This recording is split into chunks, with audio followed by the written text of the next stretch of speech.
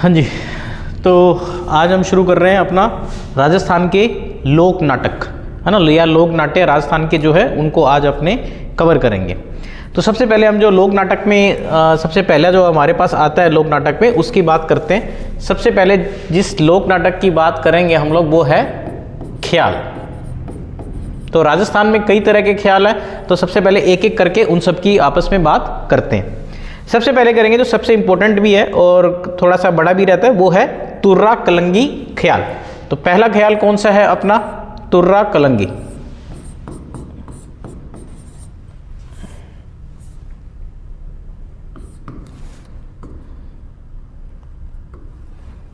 पहला ख्याल अपना है तुर्रा कलंगी।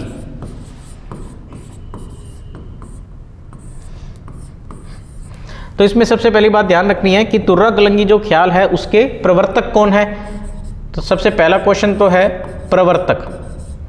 तो प्रवर्तक में ध्यान रखना है, एक तो नाम है तुकनगीर, तुकनगीर, और एक नाम है शाह अली। तो दो लोग थे जो कि प्रवर्तक थे किसके? तुर्रा कलंगी ख्याल के। इसमें जो तुकनगीर है वो तो बेसिकली हिंदू संत थे, और हिंदू संत थे और शिव के उपासक थे, शिव के उपासक। और जो शाह अली की बात करें, शाह अली थे वो शक्ति के उपासक थे, शक्ति के उपासक। इसके अलावा तुर्रा और कलंगी की बात करें तो इसमें जो तुर्रा शब्द है वो तो किसका प्रतीक है? वो शिव का प्रतीक है। तो शिव जी का प्रतीक तो हो गया तुर्रा, और कलंगी किसका? पार्वती माता का। पार्वती का प्रतीक कौन है? कलंगी। तो दो हमने बातें की, प्रवर्तक कौन हो गए? तुकनगीर और शाह अली। तुकनगीर कौन? शिव के उपासक, और शाह अली कौन? शक्ति के उपासक। फिर इसमें आगे बात करें तो अगर हम देखें कि तुर्रा कलंगी जो ख्याल है वो कहाँ का फेमस है, तो एक ध्यान रखना है कि जो प्रसिद्ध जिला है तुर्रा कलंगी ख्याल का वो है चित्तौड़गढ़। तो तुर्रा कलंगी ख्याल कहाँ का फेमस है? चित्तौड़गढ़ का। चित्तौड़गढ़ की भी अगर एरियाज की बात करें तो एक तो ध्यान रखना है घोसुंडा, चित्तौड़गढ़ में घोसुंडा, निम्बाहेड़ा, और इसके अलावा चित्तौड़ खुद। तो ये वो एरियाज है जहाँ पे क्या है कि तुर्रा कलंगी ख्याल फेमस है। इसके अलावा हमने जो पहले भी हमने जो क्लासेस ली है उसमें हमने देखा है कि जो निम्बाहेड़ा है वहाँ पे राजस्थान में, हालांकि ये ज्योग्राफी का क्वेश्चन है, तो जेके सीमेंट का प्लांट है, जेके सीमेंट का प्लांट, ये राजस्थान ज्योग्राफी में हमने पढ़ा था, कहाँ पे है? निम्बाहेड़ा में।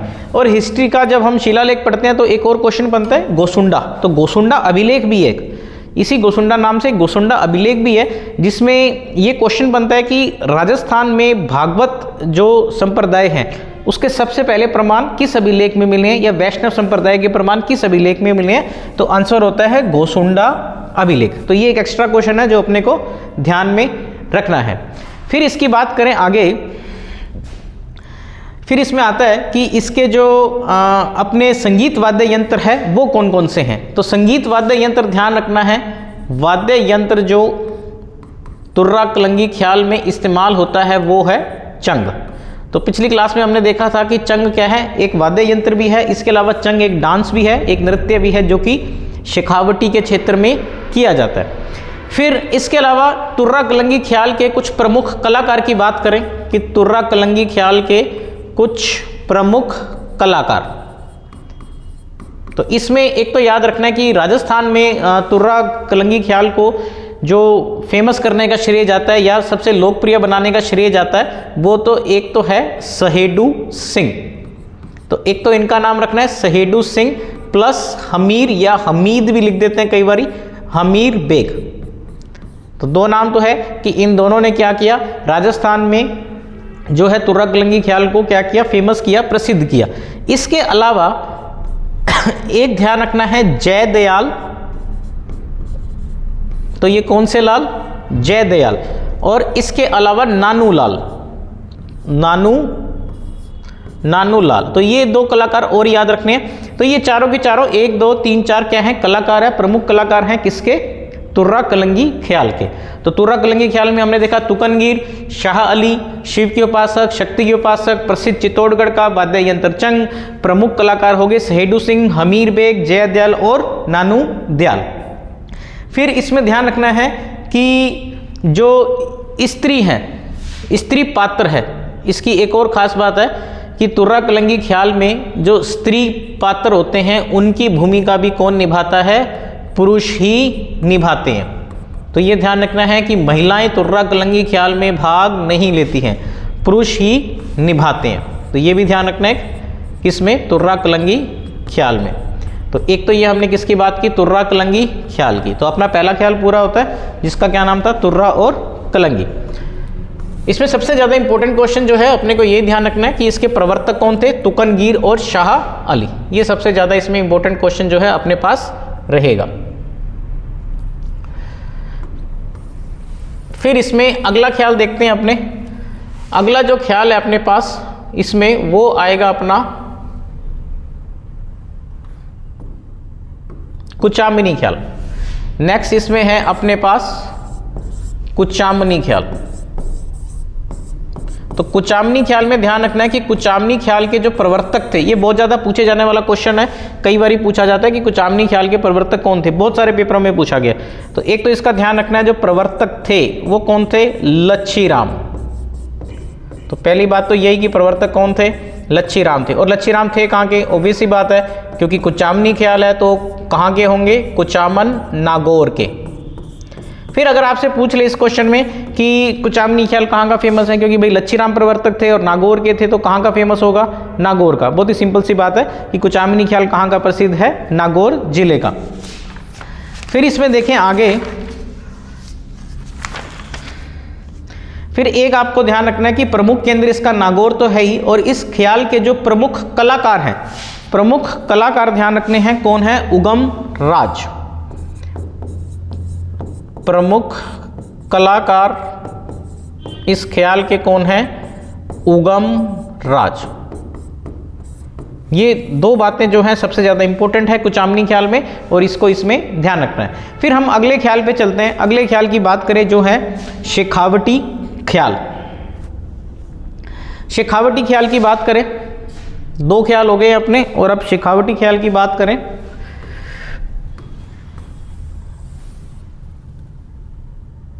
तीसरा हमारे पास कौन सा है? शेखावटी ख्याल।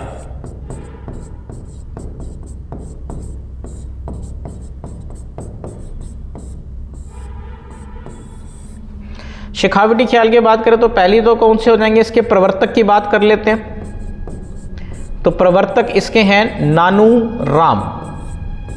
इसके अलावा इसको फेमस करने का या इसके प्रमुख कलाकार की बात करें तो एक तो नानू राम तो है ही, इसके अलावा नानू राम के अलावा एक ध्यान रखना है दुलिया राणा। दुलिया राणा, और दुलिया राणा ने ही इस ख्याल को किस रूप में प्रसिद्ध किया? चिड़ावी ख्याल। तो कई बार क्वेश्चन आता है कि चिड़ावी ख्याल किससे संबंधित है, या चिड़ावी ख्याल किसका दूसरा अलग नाम है, किसी कौन से ख्याल का सेम नाम है? तो शेखावटी ख्याल। शेखावटी ख्याल को क्या कहा जाता है? चिड़ावी ख्याल। कलाकार कौन है? दुलिया राणा, प्रवर्तक नानू राम। फिर अगला जो ख्याल आता है अपने पास वो है हेला ख्याल। तो भाई हेला का मतलब होता है राजस्थान में आवाज मारना, तो उसी तरीके का ये कुछ ख्याल है। इसमें कोई ज़्यादा बात नहीं है, लेकिन अपने को ध्यान रखना है कि जो हेला ख्याल है वो कहाँ का फेमस है? लाल सोट डोसा। ये सबसे इंपॉर्टेंट बात इसमें यही है कि हेला ख्याल लाल सोट डोसा का फेमस है। इसके अलावा वैसे तो करौली और सवाई माधोपुर में भी हेला ख्याल होता है, और उसका तो लाल सोट और डोसा का फेमस है। और ये बेसिकली क्या है? एक रूप से संगीत दंगल होता है ये। तो संगीत में भी क्या होता है? संगीत दंगल। तो हमारे चार जो ख्याल थे वो कंप्लीट हो गए हैं। पांचवें ख्याल की बात करें जो हमारे पास है, पांचवा वो है अली बख्शी ख्याल। ठीक है, अली बख्शी ख्याल।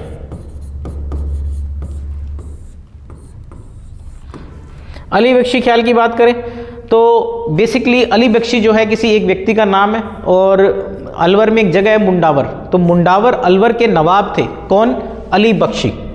तो अली बख्शी जो हैं वो मुंडावर अलवर के नवाब थे। तो पहली बात तो यही होगी, और यही क्या है कि प्रवर्तक थे। यही कौन थे? प्रवर्तक थे किसके? अली बख्शी ख्याल के। तो भी बहुत सिंपल सी बात है कि प्रवर्तक कौन थे, मुंडावर अलवर के नवाब कौन, अली बख्शी ख्याल, इन्हीं के नाम से इस ख्याल का नाम पड़ा। और अगर मालूम आपसे पूछ ले कि अली बख्शी ख्याल राजस्थान के किस क्षेत्र में प्रचलित है, तो बहुत सिंपल सी बात है, अलवर में ही होगा, क्योंकि वहीं पे इसका सारा सिस्टम जो था वो शुरू हुआ।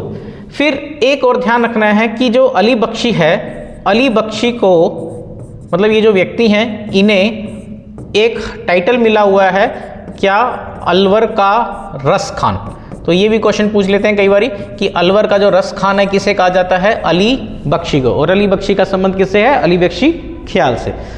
हाँ, ये हो सकता है कई बारी ऐसा क्वेश्चन पूछ ले कि भाई जैसे अली बख्शी जो है, अली बख्शी किस नाटक की एक कला है, भाई ख्याल है, रम्मत है, नौटंकी है, किस चीज़ की एक कला है, तो भाई ख्याल की एक कला है। फिर देखो आगे जयपुरी ख्याल।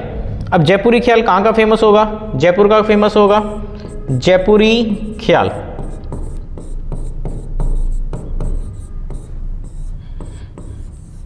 तो जयपुरी ख्याल में ध्यान रखना है कि एक तो इसका प्रमुख केंद्र कौन सा है, जयपुर। इसके अलावा एक जयपुर में एक ग्रुप था जिसको कहते हैं गंधर्व बाईसी, गंधर्व बाईसी, या फिर इसी को कहा जाता है गुनीजन खाना, यानी कि गुनी लोगों का जो ग्रुप था, गुनीजन खाना। तो ये ध्यान रखना है कि सबसे पहले तो ये बनवाया किसने था, ये पूरा का पूरा ग्रुप किसने बनवाया हुआ था, प्रताप सिंह, जिन्होंने हवा महल बनवाया था राजस्थान में। उन्होंने ही अपने यहाँ 22 विद्वानों की एक मंडली बनाई थी जिसको क्या कहा जाता है, गंधर्व बाईसी या गुनीजन खाना। तो जो गंधर्व बाईसी या गुनीजन खाना में जो लोग थे उनका जयपुरी ख्याल में उनका जो संबंध था वो किससे था, जयपुरी ख्याल था। और काफ़ी इंपॉर्टेंट रोल जो था ये जयपुरी ख्याल में निभाते थे। ये थोड़ी सी बात ध्यान रखनी है। हालांकि ऐसा क्वेश्चन डायरेक्ट आने की संभावना कम है, बट ये ध्यान रखना है कि गंधर्व बाईसी और गुनीजन खाना कहाँ पे है, जयपुर में। और ये बनवाया किसने था, जयपुर के राजा प्रताप सिंह ने। तो ये अपने जो ख्याल वाला टॉपिक है ये कंप्लीट हो रहा है। और अब अपने शुरू करते हैं जो अगली अपना नाटक है वो है रम्मत। नेक्स्ट अपने पास है रम्मत।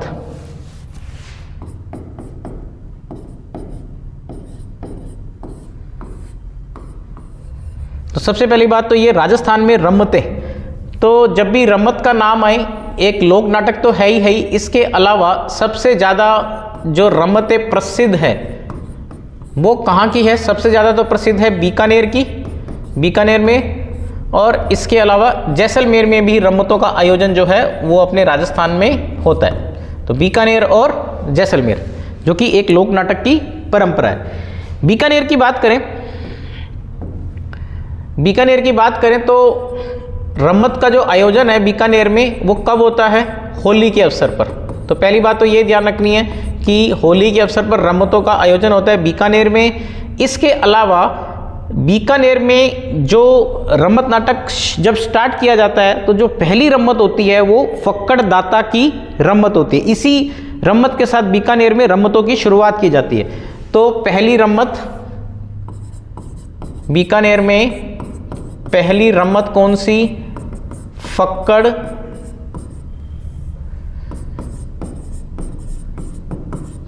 दाता की रम्मत। तो पहली रम्मत होगी फक्कड़ दाता की रम्मत। इसके अलावा रम्मतों की जो पाटा संस्कृति है वो किसकी, कहाँ की फेमस है, बीकानेर की। रम्मतों की पाटा संस्कृति। पाटा संस्कृति का मतलब है कि रम्मतों का आयोजन होता है और मतलब बड़े बड़े पाटे हैं बीकानेर में, टेबल कह सकते हो, टेबल टाइप में, और उस पर खड़े होके क्या है कि रम्मतों का जो है पूरा ऑपरेट, सारी की सारी एक्टिविटीज़ रम्मतों की जाती है। तो एक तो आपको ये ध्यान रखना है कि बीकानेर में रम्मतों का आयोजन होली के अवसर पर, पहली रम्मत फक्कड़ दाता की रम्मत, रम्मतों की पाटा संस्कृति कहाँ की फेमस है, बीकानेर की।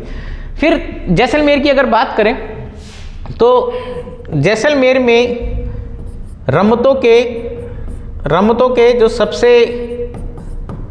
एक कलाकार हुए वो थे तेज कवि। तो ये ध्यान रखना है, तेज कवि कौन, कहाँ के, जैसलमेर के। और तेज कवि ने एक रम्मत लिखी थी, या कहते हैं कि एक किताब भी कह सकते हैं, एक किताब लिखी थी जिसका नाम था स्वतंत्र बावनी। और इस किताब को तेज कवि ने महात्मा गांधी जी को क्या किया था, भेंट किया था। तो कई बार क्वेश्चन पूछा जाता है कि किस व्यक्ति ने अपनी किताब स्वतंत्र बावनी गांधी जी को भेंट की थी। तो तेज कवि, स्वतंत्र बावनी, और भेंट किसको की, गांधी जी को। फिर हम इसमें आगे देखें तो, और ये भेंट कब की थी, 1943 में। तो एक ये ध्यान रखना कि ये जो भेंट की थी स्वतंत्र बावनी कौन से सन में, 1943 में। फिर रमतों की और बात करें, रमतों की, कि बीकानेर में जो रमतें होती हैं इसके प्रमुख कलाकार, ये जो रमतों का आयोजन होता है बीकानेर में, इनके प्रमुख कलाकार ध्यान रखना है, एक तो फागू जी महाराज और एक सुआ महाराज। तो फागू महाराज और सुआ महाराज जो हैं इनके प्रमुख कलाकार जो हैं रमतों के होते हैं। फिर इसमें और आगे बात करें कि एक रमत ध्यान रखनी है बीकानेर की, एक रमत है रचित हड़ाऊ मेर की रमत। ये रमत का नाम है, जिस तरीके से स्वतंत्र बावनी एक रमत है तेज कवि ने लिखी है, यहाँ पे रचित नहीं है, हड़ाऊ मेर की रमत है, हड़ाऊ मेर की रमत। हड़ाऊ मेर की रमत में ध्यान रखना कि लिखने वाले कौन थे, जवाहर जी पुरोहित, जवाहर जी पुरोहित। थोड़ा सा गहरा क्वेश्चन है वैसे ये, लेकिन चलो पूछा जाता है, एक आधी बारी पूछा गया इसलिए बताया कि हड़ाऊ मेर की रमत लिखने वाला व्यक्ति कौन था, जवाहर जी पुरोहित। तो ये अपने मोटे तौर पे अपने जो बात की रमत कहाँ की फेमस है, दो जगह की, सबसे ज़्यादा बीकानेर की और उसके बाद जैसलमेर की। तो बीकानेर और जैसलमेर की फेमस है। बीकानेर की बात की तो होली के अवसर पर रमतों का आयोजन, और रमतों का अगर स्टार्ट करना तो पहली रमत कौन सी होगी, फक्कड़दाता की। इसके अलावा रमतों की जो पाटा संस्कृति है वो भी कहाँ की फेमस है, बीकानेर की फेमस है। फिर इसमें जो मेन आर्टिस्ट है, कलाकार है, कौन से हैं, फागू और सुआ महाराज, बीकानेर वाली रमत में। फिर बीकानेर में एक हड़ाऊ मेर की रमत भी होती है जो किसके द्वारा लिखी गई है, जवाहर जी पुरोहित। फिर हमने बात की थी किसकी, तेज कवि की। तेज कवि जैसलमेर में, उनकी किताब थी स्वतंत्र बावनी, और स्वतंत्र बावनी किसको भेंट की थी उन्होंने, गांधी जी को, 1943 में। और बेसिकली इसमें स्वतंत्र बावनी में जो तेज कवि है उन्होंने अंग्रेजों का बहुत अच्छे तरीके से क्या किया है, विरोध किया है। अब हम आगे चलते हैं अपने नेक्स्ट कला पे, जो कि है स्वांग या फिर बहरूपिया। स्वांग या बहरूपिया, तो आपने देखा होगा कई बारी कि कुछ ऐसे व्यक्तियों को देखा होगा जो कभी मतलब किसी अवसर पर कि या तो पुलिस की ड्रेस या कोई पौराणिक देवी देवताओं की पूरे वेश में आते हैं, है ना। तो वो जो कला है उसको क्या कहा जाता है, बहरूपिया। बहरूपिया का मतलब या स्वांग रचना, यानी कि किसी के पूरे उसके जो भेष होता है उसकी क्या करना, नकल करना। तो बहुरूपिया या फिर स्वांग रचना। तो इसकी बात कर लेते हैं, स्वांग या बहुरूपिया कला।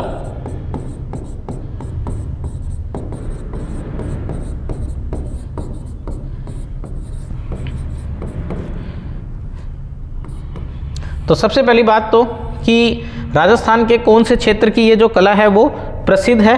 तो ये ध्यान रखना है अपने ABCDS, यानी कि ये कला मुख्य रूप से अलवर, भरतपुर, करौली, धौलपुर, सवाई माधोपुर। ऐसा नहीं है कि भाई ये बिल्कुल नहीं है कि हमारे यहाँ नहीं होती है कला, हमारे यहाँ भी होती है, लेकिन फेमस कहाँ की है, अलवर, भरतपुर, करौली, धौलपुर, यानी कि ईस्टर्न राजस्थान की, पूर्वी राजस्थान की ये फेमस है। इसमें एक ध्यान रखना है कि इसके प्रमुख जो कलाकार हैं वो हैं जानकी लाल भांड। ये काफ़ी इंपॉर्टेंट नाम है। अगर स्वांग या बहरूपिया से क्वेश्चन आता है तो 98% या 99% जो पॉसिबिलिटी रहेगी वो रहेगी जानकी लाल भांड की। आपसे सीधा सीधा पूछ लेंगे कि जानकी लाल भांड जो है वो किस लोक नाट्य के कलाकार है, तो स्वांग या बहरूपिया। जानकी लाल भांड वो कलाकार है जिनको अभी तो नहीं कहेंगे, यानी कि 2024 का पद्मश्री अवार्ड मिला है। तो ये थोड़ा सा ध्यान रखना है, जानकी लाल भांड को पद्मश्री अवार्ड मिला है 2024 का। कौन सी कला के लिए, बहरूपिया कला के लिए। अच्छा ये है कहाँ पे, ये है कहाँ के, ये भीलवाड़ा के है, ये भी ध्यान रखना है। जानकी लाल भांड कहाँ के हैं, भीलवाड़ा के। इसके अलावा इसमें और कोई बात, अच्छा इनको मंकी मैन के नाम से भी फेमस है भाई। इनको क्या कहा जाता है, किस नाम से फेमस है ये, मंकी मैन। ये बात भी ध्यान रखनी है, भीलवाड़ा के हैं, मंकी मैन के नाम से फेमस है। इसके अलावा जानकी लाल भांड के अलावा एक परशुराम भांड, तो ये भी याद रखना है, परशुराम भांड। ये भी क्या है, किसके कलाकार हैं। इसके अलावा भीलवाड़ा की बात करें, थोड़ी सी एक्स्ट्रा बात हो जाएगी, लेकिन भीलवाड़ा की बात करें तो भीलवाड़ा क्या है, अब्रक नगरी, माइका सिटी, यानी कि राजस्थान में सबसे ज़्यादा अब्रक का उत्पादन कहाँ पे होता है, भीलवाड़ा में। इसके अलावा जो भीलवाड़ा है राजस्थान की टेक्सटाइल सिटी, यानी कि राजस्थान की कपड़ा नगरी, वो भी कौन सी है, भीलवाड़ा। ठीक है, तो ये हमारा जो स्वांग वाला टॉपिक है, ये भी बहरूपिया वाला टॉपिक है, ये यहाँ पे कवर होता है। अब हम चलते हैं अगले टॉपिक पे, मतलब इसी लोक नाट्य में ही जो हमारा अगला लोक नाट्य है बहरूपिया में, आपको ध्यान रखना है जानकी लाल भांड। नेक्स्ट हमारा जो है वो है नौटंकी। नेक्स्ट जो है नौटंकी, पोज कर दो, पोज। नेक्स्ट हमारे पास जो है वो है नौटंकी। नौटंकी की बात कर लेते हैं। ये भी क्या है, एक लोक नाट्य है।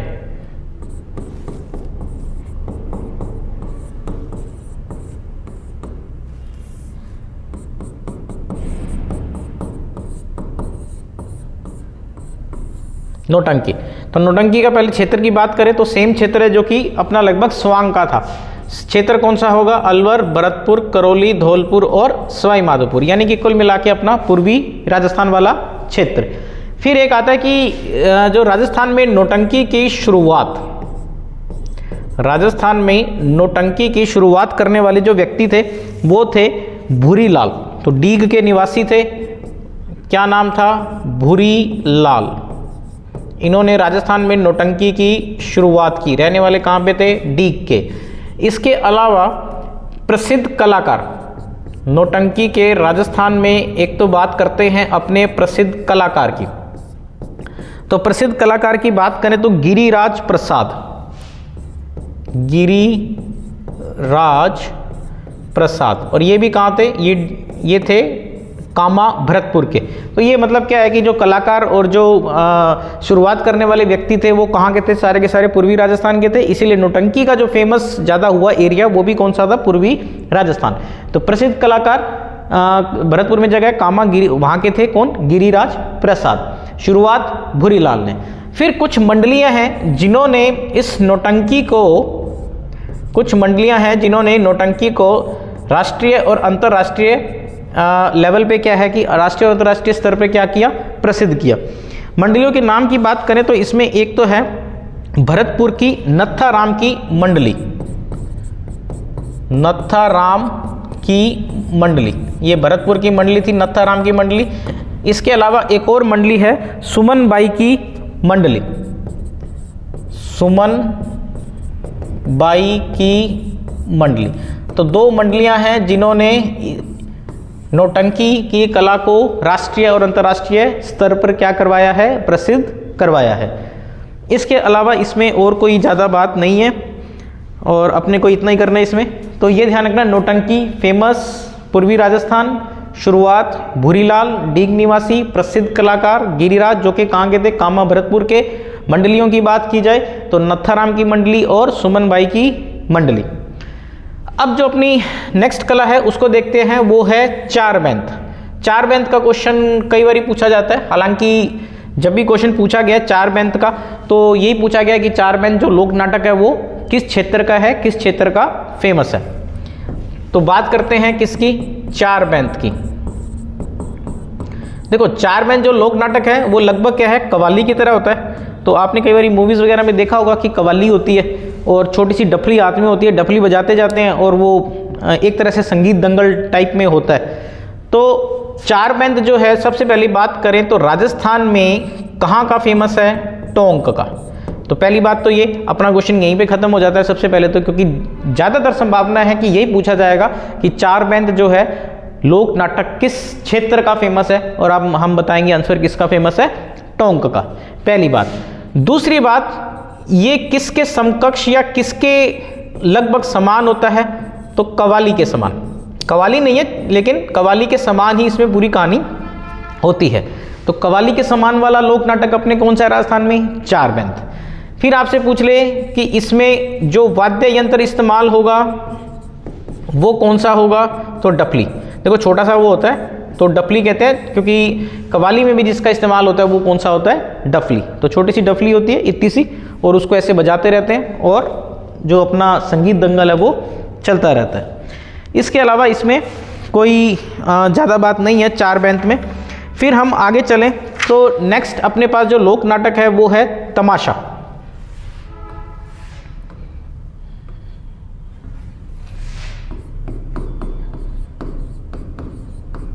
नेक्स्ट जो लोक नाटक है तमाशा।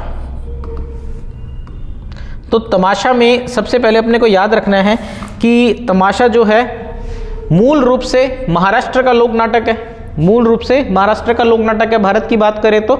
लेकिन हमारे यहाँ पे सबसे पहले तमाशा का प्रारंभ कहाँ पे हुआ, जयपुर में हुआ।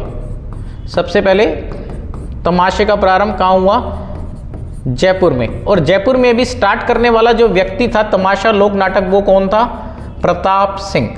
अभी जिसकी हमने बात की गंधर्व बाईसी, गुनीजन खाना, हवा महल, वो ही प्रताप सिंह जिन्होंने तमाशा लोक नाट्य को राजस्थान में शुरू करवाया। तो बेसिकली इसकी जो शुरुआत हुई थी महाराष्ट्र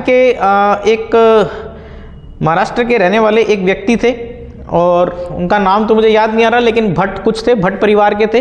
तो महाराष्ट्र के रहने वाले एक तमाशा कलाकार थे जिनको महाराष्ट्र से राजस्थान में कौन लेके आया, प्रताप सिंह। और इन्होंने यहाँ पे तमाशा लोक नाटक का क्या किया, प्रारंभ किया।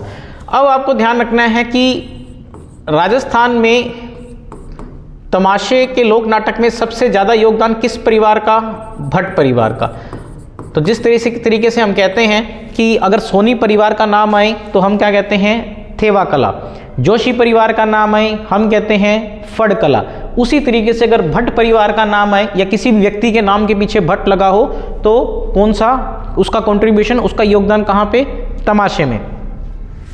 फिर देखो तमाशे की अगर अपने तो बेसिकली बंसीधर भट्ट, हाँ भाई नाम ये था इसका बंसीधर भट्ट।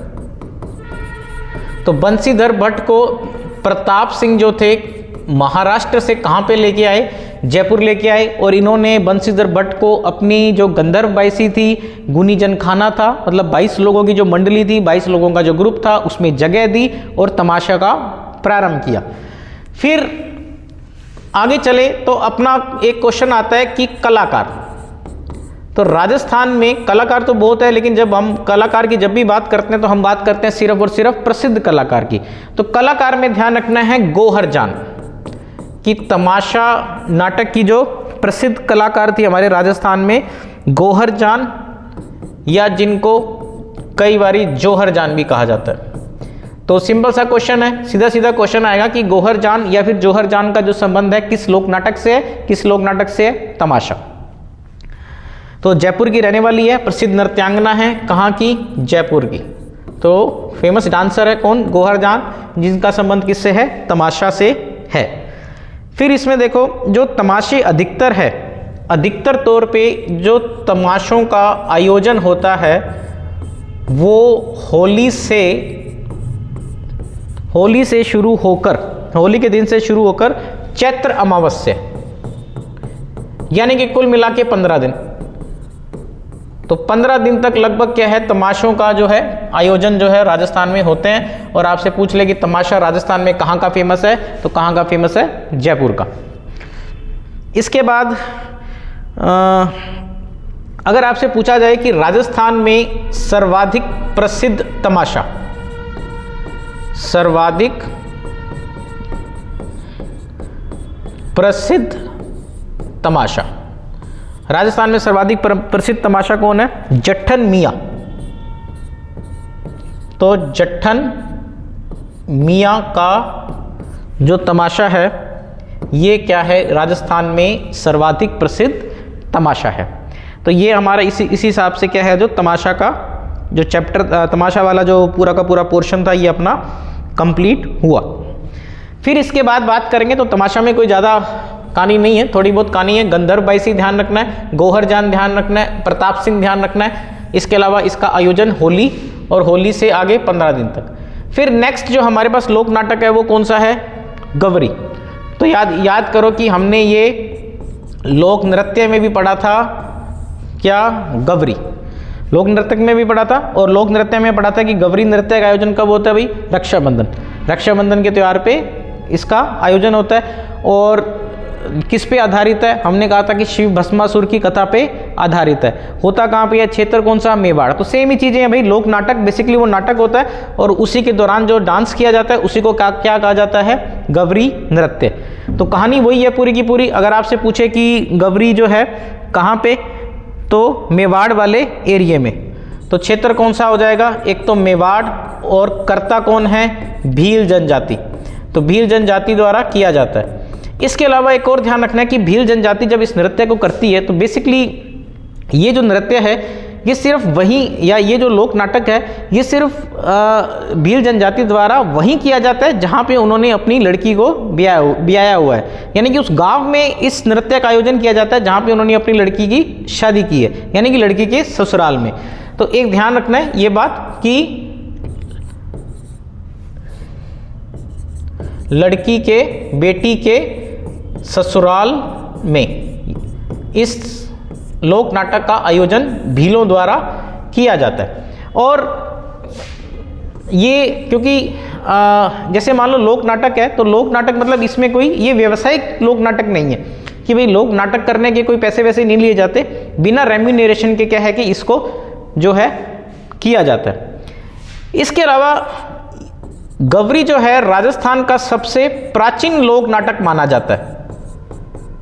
राजस्थान का सबसे प्राचीन लोक नाटक। इसके अलावा इसको कहा जाता है और इसीलिए इसको कहा जाता है लोक नाट्यों का मेरु नाट्य। तो सिंपल सी बात है, कोई पूछ ले कि लोक नाट्यों का मेरु नाट्य किसको कहा जाता है भाई, तो गवरी को कहा जाता है। किसकी कथा पे आधारित है? इसका मेन थीम जो है, सब्जेक्ट जो है वो क्या है? शिव भस्मासुर की कथा। शिव भस्मासुर की जो कथा है वो इसका मेन सब्जेक्ट है। फिर इसमें और बात करें, ये तो मैंने बता ही दिया रक्षाबंधन पे। और कितने दिन तक ये किया जाता है लड़की के ससुराल में? 40 दिन तक, यानी कि रक्षाबंधन के दिन किया जाता है। रक्षाबंधन से शुरू होके कब तक? 40 दिन तक। तो रक्षाबंधन से शुरू हुआ, रक्षाबंधन कौन सा? श्रावण का महीना, और आगे भाद्रपद का महीना। और इसमें एक और कहानी है कि इस पूरे लोक नाटक का जो आयोजन है वो सुबह से लेकर शाम तक किया जाता है, यानी कि दिन के समय किया जाता है।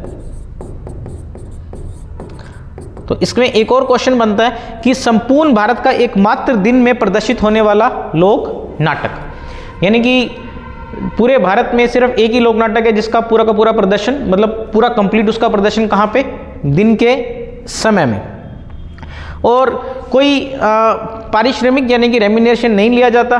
फिर सिर्फ शिव भस्मासुर की कथा है और शिव को इस लोक नाटक में क्या कहा जाता है? पुरिया। तो एक पात्र है पुरिया जो कि किसका कैरेक्टर है, किसका रोल है? शिव जी का। तो ये ध्यान रखना है। सीधा सीधा पूछ लेंगे पुरिया गवरी लोक नाटक में पुरिया कौन होता है, किसका कैरेक्टर होता है? तो शिव का कैरेक्टर होता है। इसके अलावा हमने बात की थी कि जो गवरी लोक नाटक है वो सिर्फ पुरुषों द्वारा निभाया जाता है, गवरी लोक नृत्य। तो इसी तरीके से गवरी लोक नाटक भी कौन करेगा? सिर्फ और सिर्फ पुरुष करेंगे, महिलाएं नहीं करेंगे। मान लो महिला का कोई, स्त्री का कोई रोल भी है तो वो भी कौन ही करेगा? सिर्फ और सिर्फ पुरुष इसको करेंगे। तो ये हमारा जो है मोटा मोटा इसमें गवरी वाली जो कहानी थी ये अपनी पूरी हुई। अच्छा, गवरी क्यों कहते हैं? गवरी का मतलब है गौरी, है ना, यानी कि पार्वती माता। तो ये थोड़ा सा ध्यान रखना, गवरी का मतलब है पार्वती माता। तो इसमें क्या है कि पार्वती माता की पूजा की जाती है, इसलिए इस नाटक को क्या कहा जाता है? गवरी। फिर अपने चलते हैं आगे भवाई। अगला जो लोक नाटक है अपना वो है भवाई। इसको छोटा कर लेते हैं पहले। देखो याद करो, हमने नृत्य भी पढ़ा था कि मेवाड़ के क्षेत्र में भीलों द्वारा किया जाने वाला भीलों नहीं, भवाई जाति जो है उनके द्वारा किए जाने वाला एक नृत्य है जिसको क्या कहा जाता है, भवाई नृत्य। और उसी नृत्य के दौरान जो नाटक किया जाता है उसको हम क्या कहते हैं, भवाई लोक नाटक। तो भवाई की अगर बात करें तो भवाई जो है मूल रूप से एक तो क्या है, गुजरात का लोक नाटक है। तो राजस्थान का नहीं है, कहाँ का है, गुजरात का। मूलतः कहाँ का है, गुजरात का। तो पहली बात तो यही होगी, मूलतः गुजरात का है। और अगर राजस्थान में इसको शुरू करने वाले व्यक्ति की बात करें कि किस व्यक्ति ने राजस्थान में इसका प्रारंभ किया या इसके प्रवर्तक थे, तो नाम याद रखना है, नागाजी या बागाजी जाट। तो राजस्थान में इसको प्रारंभ करने वाले जो थे व्यक्ति उनको कहा जाता है नागाजी या फिर बागाजी जाट, जो कि कहाँ के थे, अजमेर के रहने वाले थे। तो ये थोड़ा सा ध्यान रखना है कि राजस्थान में प्रारंभ करने वाले नागाजी बागाजी जो कि अजमेर में रहने वाले थे। फिर इसमें एक बहुत ही अच्छा क्वेश्चन है कि एक किताब है जस्मा ओडन, काफ़ी अच्छा क्वेश्चन है और काफ़ी इंपॉर्टेंट क्वेश्चन है, और एग्जाम पॉइंट ऑफ व्यू से सबसे इस भवाई लोकनाट्य में सबसे बढ़िया क्वेश्चन यही है, क्योंकि जस्मा ओडन बेसिकली क्या है, भवाई शैली में लिखी गई या इस लोक नाटक पे आधारित एक किताब है जिसको लिखा किसने है, शांता गांधी। तो ये ध्यान रखना है कि जस्मा ओडन जो नाटक है वो लिखने वाला व्यक्ति कौन है, शांता गांधी। ये एक बहुत अच्छा क्वेश्चन है, अगर भवाई लोक नाटक में कोई क्वेश्चन बनना हो सबसे अच्छा तो यही क्वेश्चन है जो कि आने वाला है। फिर इसमें देखते हैं आगे, फिर भवाई नाट्य की जो एक प्रसिद्ध नृत्यांगना है श्रेष्ठा सोनी। तो प्रसिद्ध नृत्यांगना यानी कि भवाई नृत्य कह सकते हैं। भवाई नृत्य के दौरान या भवाई लोक नाटक के दौरान जो नृत्य किया जाता है उसकी प्रसिद्ध नृत्यांगना कौन है, श्रेष्ठा सोनी, जिनको एक टाइटल मिला हुआ है कौन सा, लिटिल वंडर। तो ये थोड़ा सा ध्यान रखना है, टाइटल क्या मिला हुआ है, लिटिल वंडर। तो ये हमारा क्या खत्म हुआ है यहाँ पे, भवाई लोक नाटक। अब चलते हैं हमारे नेक्स्ट लोक नाटक पे। नेक्स्ट जो लोक नाटक है हमारे पास वो है रामलीला। तो रामलीला तो आप सबको पता ही है, रामलीला क्या होती है। रामलीला में कोई ऐसे विशेष बात नहीं है कि पूरी की जो रामायण की कहानी है बेसिकली वो क्या है, दिखाई जाती है। तो ये तो हम आमतौर पे भी अपने आसपास देखते हैं, लेकिन इसमें कुछ हमारे लिए क्या है कि कुछ क्वेश्चंस हैं वो हमें देखने हैं कि राजस्थान में कुछ विशेष प्रकार की जो है रामलीला होती है, उसकी हम बात करेंगे। जैसे अगर बात करें तो पूरे राजस्थान में राजस्थानी भाषा में जो रामलीला है वो सूरतगढ़ में होती है ना। नॉर्मली आप देखोगे कि जो रामलीला है वो नॉर्मली हिंदी भाषा में ही होती है, लेकिन राजस्थान में, पूरे राजस्थान में राजस्थानी भाषा में रामलीला कहाँ पे उसका आयोजन किया जा रहा है, सूरतगढ़ में। एक रामलीला का क्वेश्चन और बनता है कि जो है गुंगी रामलीला। तो एक ये क्वेश्चन आता है गुंगी रामलीला, यानी कि वो रामलीला जिसमें कुछ बोला नहीं जाता, कोई डायलॉग्स नहीं होते, वो रामलीला कहाँ की फेमस है, बिसाऊ झुंझुनू की। तो एक ये अच्छा क्वेश्चन है इसमें कि बिसाऊ झुंझुनू, बिसाऊ झुंझुनू की जो है गुंगी रामलीला फेमस है। इसके अलावा जो अटरू 12 है, एक आती है धनुष रामलीला।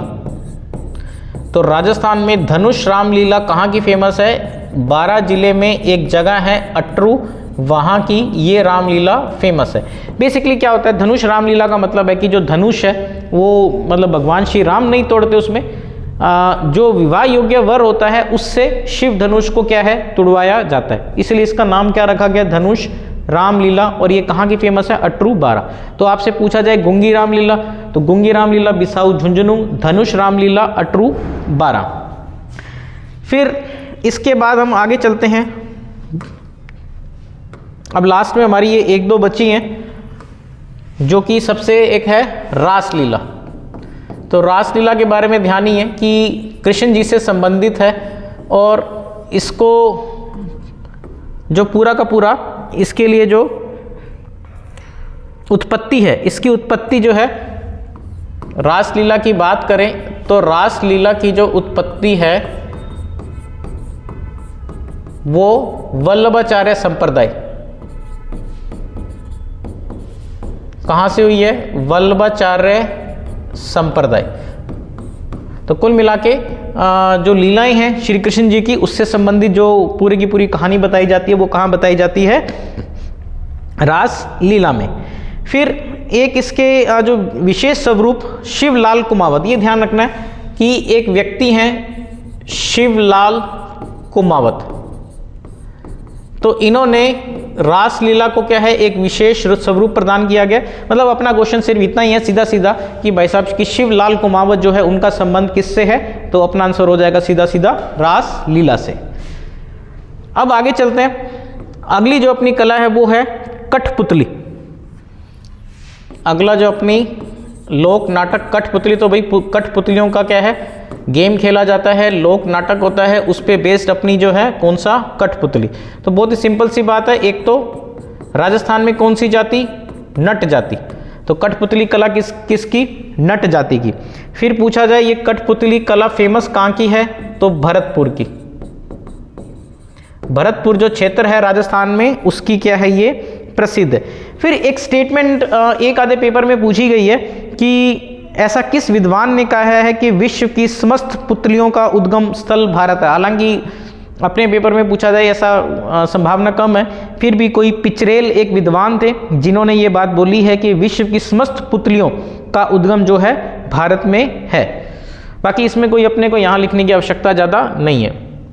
फिर हमारा जो लास्ट का जो पॉइंट है कि अगर आपसे पूछे फड़ चित्रकला की बात करें, यानी कि फड़ की बात करें, तो इसमें भी ये भी एक तरह का क्या होता है? लोक नाटक होता है। और इसमें हमने बात की हुई है पहले भी कि अगर आपसे पूछा जाए पाबू जी की फड़, तो पाबू जी की फड़ में ये ध्यान रखना है कि जो वाद्य यंत्र यूज होता है वो कौन सा होता है?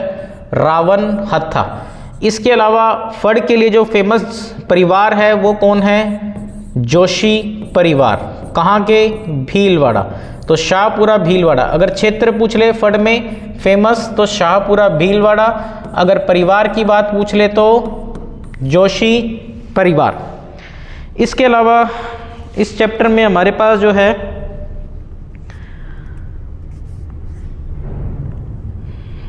एक और ध्यान रखना, लास्ट पॉइंट जो हमारा है कि जयपुर में एक थिएटर है जिसको कहा जाता है राम प्रकाश थिएटर।